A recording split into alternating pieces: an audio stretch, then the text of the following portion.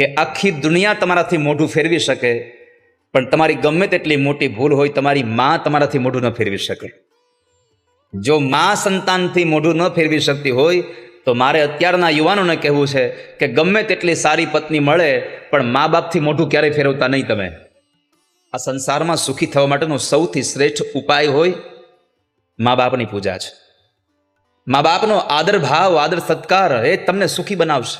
જે મા બાપે પોતાના તમામ સુખોને ત્યાગ કરી અને સંતાનો માટે દુઃખને બેઠા છે. આપ સૌ લોકો સુજ્ઞ શ્રોતાજનો છો અને ખૂબ કથાઓના માધ્યમથી તમે આ બધી વાતોને સાંભળી છે. મારે તમને ખાલી એટલું કહેવું છે, કારણ કે સલાહ દેવો એ મારો વ્યવસાય નથી અને સલાહ આપી શકું એટલી હજી મારી પરાકાષ્ઠાએ પહોંચ્યો નથી હું.